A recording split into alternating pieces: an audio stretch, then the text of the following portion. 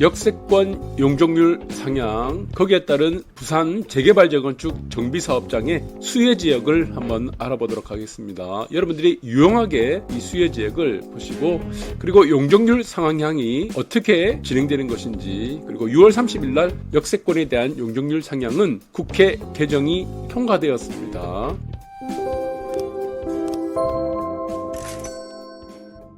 터질 게 터졌다. 치솟는 공사비, 부산 정비사업장 줄 분쟁이 지금 예고되고 있습니다. 자, 가장 큰 이유는 무엇인가? 왜 지금 재개발 재건축에 공사비 갈등이 생기는가? 라는 부분들은 여러분들이 아시는 바와 같이 원자재값 폭등입니다. 사실은 가장 큰 이유가 철근이라든가 시멘트, 유연탄, 이거는 지금 러시아 우크라이나에서 수입을 많이 합니다. 특히 시멘트 같은 경우는, 유연탄 같은 경우는, 지금 시멘트의 원료가 되는 유연탄 같은 경우는 전적으로 거의 건축에 사용되는 시멘트가 거의 100% 수입되는 거예요. 근데 전쟁을 하고 있으니까 이제 수급 차질이 되는 겁니다. 자, 그래서 지금 비싼 시멘트를, 유연탄을 수입을 하는데 이것이 호주에서 수입을 하는 거죠. 웃돈을 주고 수입할 수밖에 없다는 겁니다. 최소 못해도 한 50%에서 2배 정도는 비싼 가격으로 살 수밖에 없으니까 이것이 원자재값 폭등으로 인한 공사비 갈등이 되고, 그리고 또 하나 두 가지로 나누게 되면은 원자재값 플러스 인건비입니다. 인건비. 사실 인건비 상승 속도는 굉장히 더딥니다. 이미 이전 정부에서 최저임금을 올렸기 때문에 인건비는 이미 반영이 많이 되어 있고, 그래서 변동성이 큰 자재값들, 원자재값들에 의해서 지금 공사비가 크게 좌우지되고, 사실 인건비 같은 경우는 변동성이 그렇게 크지가 않다는 겁니다. 서서히 이렇게 올라가기 때문에 아주 서서히 이렇게 올라가죠. 그래서 이것들은 충분히 예측이 가능하다라고 보시면 될 것 같아요. 자, 그래서 지금 동삼 2구역뿐만이 아니고 IS 지금 유치권 행사 때문에 지금 입구도 들어가지 못하게 하고, 거제 2구역도 마찬가지로 공사비 524억 또 올려달라 시끄럽습니다. 특히 이제 시민공원의 촉진 2구역과 초량 2구역은 사실 시공사가 나갔습니다. 나갔습니다. 이거를 이제 공사비를 올리게 되면은 미분양에 대한 우려 때문에 지금 일단은 이제 포기하고, 시공사 사업권도 좀 포기하고 나간 걸로 일단은 예측이 되고 있습니다. 그래서 지금 가장 큰 문제는 무엇이다? 이 정비사업장이 지금 이제 공사비 탓으로 인해서 결국에는 공사비를 반영하게 되면 어떻게 되겠습니까? 조합에서는 손해를 안 보려고 하죠. 공사비를 반영한 만큼 또 분양가를 올려야 됩니다. 분양가를 올려줘야 되는데 문제는 뭡니까? 올릴 수는 있어요. 그럼 분양가 올려주면 되는데 이것이 어떻게 됩니까? 이 미분양이 난다는 겁니다. 부탁되고 공사비를 따라서 분양가를 올리게 되면 미분양이 되고, 그럼 사업성이 줄어들고 분담금은 늘어난다. 자, 이 미분양이 됐을 때는 또 무엇이 문제됩니까? 시공사의 자금 회수가 안 됩니다. 자금 회수. 자, 자금 회수가 안 되는 부분들 때문에 난관이 이어질 수 있다. 이런 것들이 시공사 입장에서는 리스크로 작용한다는 겁니다. 그래서 여러분들이 지금 생각하는 거하고 시공사 쪽에서 생각하는 부분은 조금 이견이 많습니다. 이견. 그래서 CCBB가 조금 갈리게 되겠죠. 그래서 이제 분쟁이 터지는 거고, 공사비 같은 경우는 지금 지수를 보시면 인덱스죠. 지수. 인덱스로 보게 되면은 얼마큼 올라갔는가를 알 수가 있겠죠. 그래서 지금 2019년도가 117이었는데 지금 2020년도 148입니다. 지금 2023년이죠. 이거 더 올랐겠죠, 더. 이런 부분이 지금 이제 갈등을 유발하게 되고, 사업성이 결론적으로는 가장 큰 문제가 되고 있다는 겁니다. 정비사업장에서.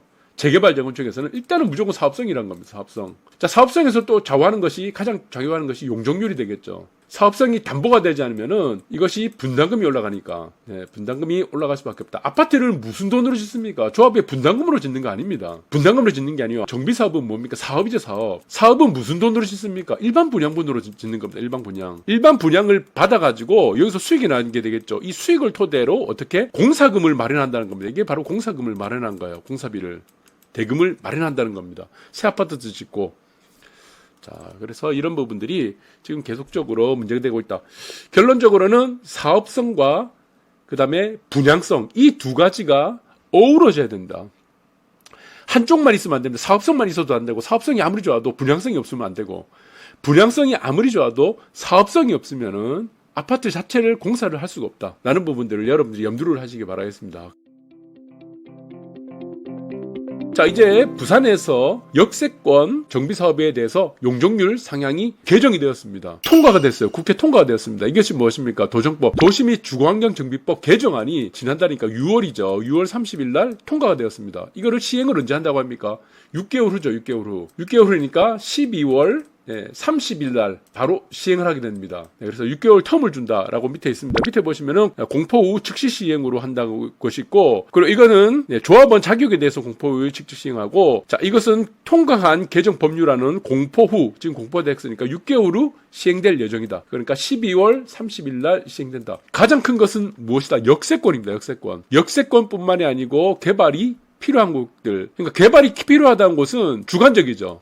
굉장히 주관적이다. 개발이 필요할지 안 할지는 개개인마다 이거는 주체마다 다 다를 수 있다는 겁니다. 그러나 여기서 객관적인 거는 무엇입니까? 객관적인 거는 역세권이라는 겁니다. 자, 그래서 지금 국토법입니다. 이거는 도시및 주거환경정비법은 국토부에서 지금 지침을 이제 마련하는 법이기 때문에 이것들은 국토법의 기준으로 봐야 되는데, 그럼 역세권이 무엇인가로 봐야 되겠죠. 역세권. 건축법에는 역세권에 대한 기준이 없고 국토법에는 역세권에 대한 기준이 있습니다. 이게 250m입니다. 250m 이내. 반경이죠, 반경. 여러분들 반경 아실 겁니다. 동그라미 반경. 이거는 직선거리입니다, 직선. 어디서부터 직선입니까? 지하철 출구로부터 반경 250m 이내. 그러니까 직선거리로 250m 이내가 역세권이다. 국토법에 따른 역세권이다. 나머지 법에서는 역세권에 대한 규정이 없습니다. 그래서 지금 여기서 보시면 용적률을 완화한다는 것이, 정비사업은 용적률을 어떻게 완화한다는가? 법적 상한의 1.2배입니다. 그러니까 예를 들어가지고 우리가 준주거지가 있어요. 부산의 준주거지는 용적률이 400%입니다. 조례상. 근데 법적 상한에 따른 준주거지는 몇 프로입니까? 이거는 500%라는 거죠. 용적률이 이제 500%가 되겠죠. 법적 상한이니까 용적률이 이제 500%가 된다는 거다. 그러면 500%에서 1.2배 면 몇 프로 되겠습니까? 600%가 된다는 거죠. 그래서 이게 준주거지가 얼만큼 포함되느냐에 따라서 이 사업은 완전히 결정될 가능성이 크다는 겁니다. 삼성주거지는 법적 상한이 300%입니다. 그러면 삼성주거지 같은 경우는 역세권인 경우는 360%가 되겠죠. 엄청 커집니다. 2종은 어떻게 됩니까? 2종은 법적 상한이 250입니다. 2종 같은 경우는 역세권인 경우는 300%까지 확대된다. 그래서 준주거지는 600%, 3종 주거지는 360%, 2종 주거지는 300% 이렇게 각 용적률 완화가 된다는 것이다. 이것은 무조건을 주는 건 아닙니다. 용적률을. 일부는 무엇을 해란 겁니까? 일부는 뭐 전세 임대라든가 일부에 또 기부 체납을 해야 될 것 같아요. 사실 임대 같은 경우도 여기서 뭐 전세 임대라든가 아니면은 공공 임대를 하더라도 나중에 어떻게 됩니까? 민간으로 전환이 되죠. 팔아먹을 수 있습니다. 그래서 큰 어려움은 없다. 그래서 지금의 지금 도시 및 주거환경 정비법의 추세는 무엇이다? 기존의 인프라를 활용하자는 겁니다. 기존의 인프라. 외곽 쪽에 깔게 되면은, 아파트를 깔게 되면은 비효율적이라는 거죠. 비효율. 여기는 또 어떻게 도로 만들어야 되고 지하철 만들어야 되고 거기에 따른 인프라를 다 만들어야 되니까 비용이 엄청 많이 증가한다는 겁니다. 사람들이 선호를 하지 않고. 그러면 기존의 인프라가 있는 역세권을 주변을 개발을 용적률을 확대해서 개발하면 어떻게 되겠습니까? 돈이 안 된다는 겁니다. 돈이. 서울시든 부산시든 돈이 더 이상 추가적으로 들지 않기 때문에 이것이 가장 효율적이라는 겁니다. 합리적이다. 사람들은 도심지로 가려고 하는데 인프라 있는 쪽으로 가려고 하지 이제는 외곽 쪽으로 가지 않으려고 한다. 외곽 쪽에 만들어봐야 어떻게 됩니까? 용적률 확대해봐야 이것이 어떻게 됩니까? 슬럼화가 되겠죠. 미분양이 되고 슬럼화되고, 이 슬럼화되고 미분양이 되면은 또 어떤 효과가 되겠습니까? 이것들이 결국에는 이것들이 금융이라든가 이런 부분들이 부실화될 수가 있습니다. 미분양이 되면은 사회 전반적으로 경제 전반적으로 악영향을 주기 때문에 이 추세가 맞다는 것이다. 전 세계적으로 지금 추세는 어떤 추세로 갑니까? 중심을 개발하는 쪽으로 간다. 외곽을 새롭게 개발해서 확대를 하는 게 아니고 축소 지향으로 간다. 제가 말씀드렸습니다. 특히 인구가 줄어드는 도시 같은 경우는 대표적으로 서울이 가장 인구가 많이 줄어들고 두 번째가 부산 인구가 가장 많이 줄어듭니다. 확대가 안 됩니다, 이거. 그래서 역세권으로 가야 된다. 지금 5대 광역시 다 똑같습니다. 그래서 각종 심의 같은 경우는 이제는 단축시켜서 간소화한다. 이런 것이 되겠죠. 그러면 부산 같은 데는 어디가 지금 수혜를 받겠습니까? 이런 부분들을 여러분들이 미래를 또 예측을 잘 하셔야 됩니다. 가장 부산에서 수혜를 받는 곳은 동부올림픽이라고 저는 보고 있습니다. 동부올림픽.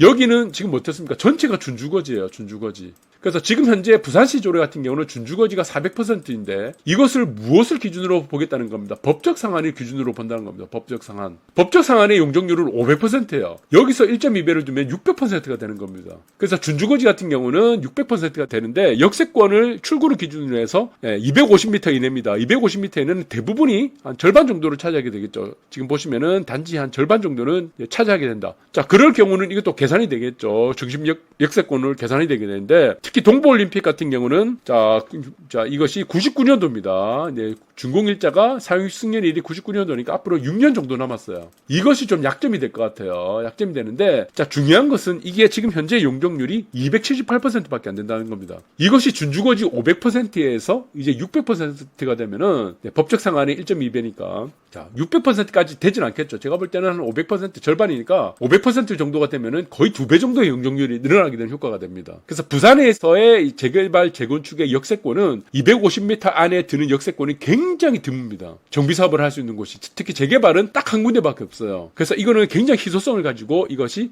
사업성에 굉장히 큰 지금 영향을 주고 여기는 또 이제 고층으로 올리게 되면은 광안대교, 광대뷰, 조망권도 가지게 된다. 이 부분들을 여러분들이 보셔야 되는데 연한이 많이 남았다는 것이 가장 큰 약점이다. 또 하나 수혜를 보는 곳이 센터 3만입니다. 센터 3만. 센터 3만도 마찬가지지만 대부분의 곳이 250m 안에 들어가죠. 출구의 기준으로 그러니까 250m. 여기는 연한이 짧습니다. 이 연한이 여기는 96년도죠. 그러니까 이제 3년밖에 안 남았습니다. 3년밖에 안 남지 않았고 그럼 여기는 어떻습니까? 이거를 지금 리모델링 한다는 이 바보 같은 생각을 할 필요가 있나요? 바보죠. 왜 역세권인데 250m 안에 들어가는데 지금 같은 경우는 거의 한 270% 되는데 함정주거지니까 이게 몇 퍼센트 됩니까? 360이 되죠. 360에 인센티브가 지금 추가적으로 40%를 더 받을 수 있어요. 그럼 이거 용적률이 얼마 됩니까? 400% 된다는 겁니다. 자, 이건 리모델링과 비교를 해봐야 되겠죠. 리모델링은 공사비가 재건축보다는 더 많이 들어가고 분양성이 없다는 겁니다. 그러면 리모델링과 비교를 해도 센터사만은 재건축이 유리하다는 겁니다. 용적률 비교가 안 돼요. 네, 130% 정도가 남아도는데 이거를 누가 지금 리모델링을 하겠습니까? 그래서 센터 사만이 굉장히 수혜를 받을 수 있는 두 번째 곳이 된다라고 여러분들이 보시면 되고 그리고 또 하나가 있는 곳이 대우마리나입니다.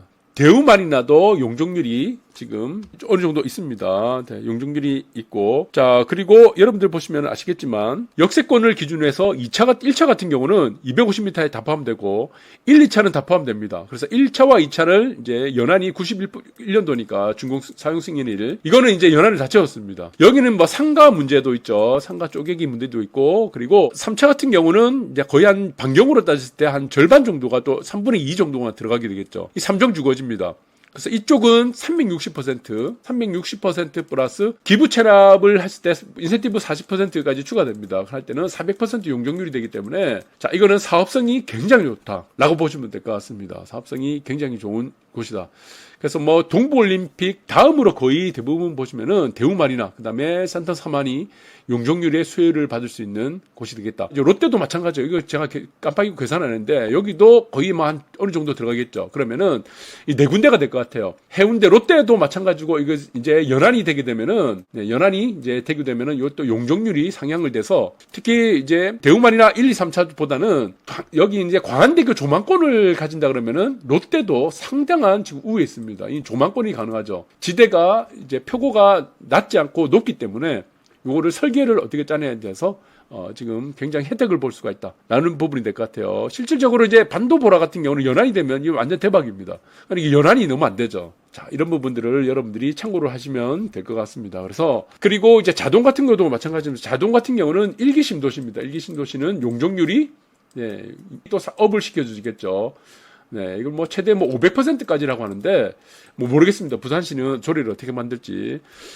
그러면서도 혜택을 보는 것이 어딥니까? 화목아파트죠. 화목아파트는 2종입니다. 2종. 네, 화목아파트는 2종이고 96년도 사용 승인일이고 특히 여기 벽산도 수혜를 받을 수 있죠. 2종이죠. 2종인 상태에서 벽산 같은 경우도 96년입니다. 자, 그러면은 여기서 이제 기본 스타트가 300%가 되는데 여기서 어떻게 돼? 1기 심도시까지 합쳐져서 1.2배가 되면은 용적률은 여기서는 또 대박이 됩니다. 그러니까 이거는 화목이라든가 벽산은 리모델링 자체를 할 필요가 없다는 겁니다. 여기서 뒤에 보시면은 상록도 마찬가지입니다. 상록 같은 경우는 기존의 용적률이 작습니다. 화목 같은 경우는 260%죠. 그리고 벽산도 마찬가지고 258%인데 상록 같은 경우는 226%예요. 여기서 1기 신도시를 추가적으로 해도 상록 같은 경우는 자동 신입된 도시에 비해서 용적률이 낮기 때문에 자 1기 신도시에서 가장 수혜를 받을 곳은 상록 아파트가 된다는 겁니다. 리모델링을 할 필요가 없다는 거다.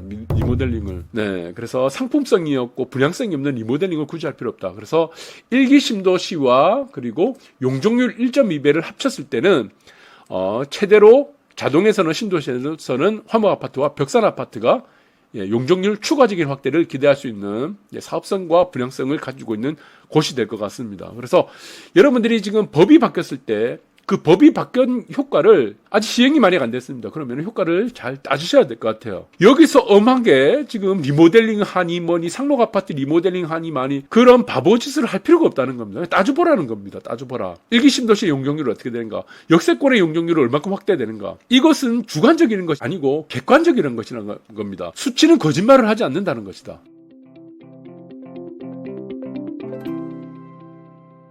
리모델링이 사업성이 되지 않는데 여러분들 보시면 아시겠지만 사만이라든가 리모델링의 사업성이 용적률 확대되는 재건축보다 사업성이 안 되는 걸 가지고 어떻게 사람들이 이거 선동하겠습니까? 선동이 안 된다는 겁니다. 그래서 리모델링은 어떻게? 리모델링이 역세권의 재개발보다 사업성이 좋다는 것을 입증이 된 상태에서 여기서 동의서를 써야 돼요. 동의서. 앞으로의 개발 사업은 모든 중심이 어디로 간다? 역세권을 중심으로 간다. 역세권 출구를 기준으로 해서 250m 반경 안에 들어가 있는 사업장인지 아닌지에 따라서 이것이 사업성과 분양성에 절대적인 좌우하는 바로미터가 된다는 것을 여러분들이 잘 새겨듣기 바라겠습니다. 감사합니다. They tell me that I'm never gonna make it. They want me to do something that could make sense. They hate when I keep dreaming I'll be famous, but I don't give a fuck, I'ma keep chasing.